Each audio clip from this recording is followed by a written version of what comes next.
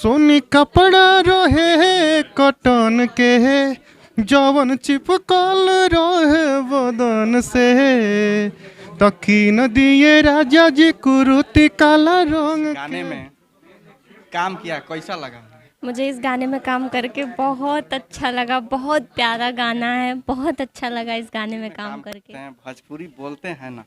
हाँ, थोड़ा थोड़ा बोलती हूँ। बात तो बोल कर दीजिए। क्या बोलूं? का हो रउआ लोग कैसन बानी? का हाल बा? का हाल बा रउआ लोगन? ठीक बानी नमस्कार, मैं रमेश ना? वर्मा। आज हम आ चुके हैं गोपालगंज में। यहाँ पे गाने का लॉन्चिंग आप देख सकते हैं, कुर्ती काला रंग के। यहाँ पे हमारे साथ सिंगर हैं, एक्ट्रेस हैं और प्रोड्यूसर हैं। सबसे पहले स्वागत है। आपका भी स्वागत है।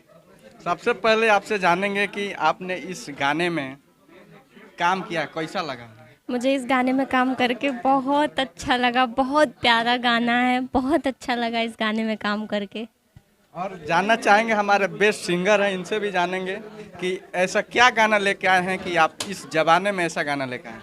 तो ज़माने के हिसाब से गाना है और टॉपिक ट्रेंडिंग टाइप का ही है और लोगों को काफ़ी अच्छा लगेगा, कनेक्ट होंगे इस गाने से। घरेलू मैटर है तो माताएं बहनें इसको ज़रूर सुनेंगी, बहुत अच्छा लगेगा। अच्छा, कुर्ती काला रंग के गाना हो जाए।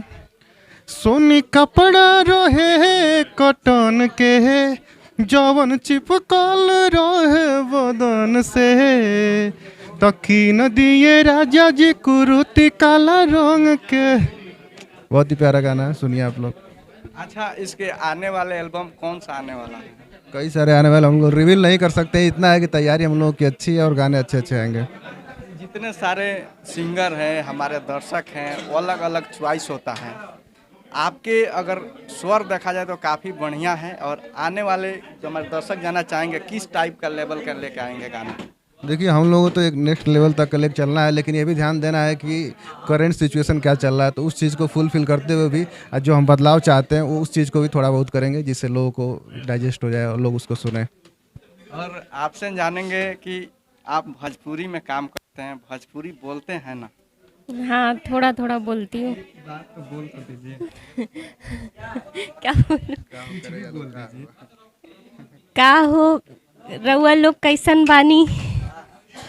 का हाल बा? का हाल बा रउआ लोगन? ठीक बानी ना? बिल्कुल, सब कोई बढ़िया बा।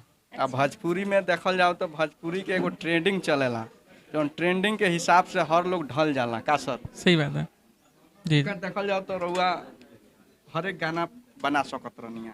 ये टाइप के गाना बनावे में का लागल कि ऐसन गाना बनावे के चाहिए?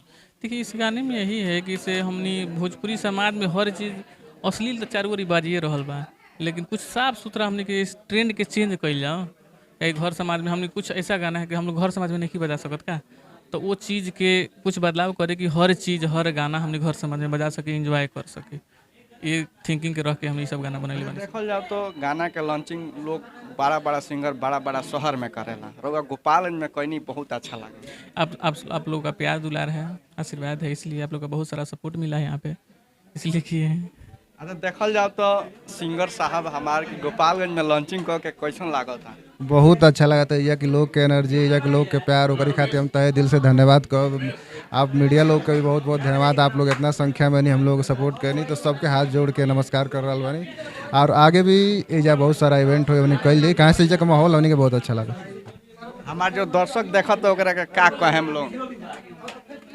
ज़्यादा से ज़्यादा इस गाने को प्यार दें और खूब सपोर्ट करें मुझे भी इस गाने को। और हमारे साथ बना रहनी और वीडियो को लास्ट तक देखे खातिर बहुत बहुत धन्यवाद।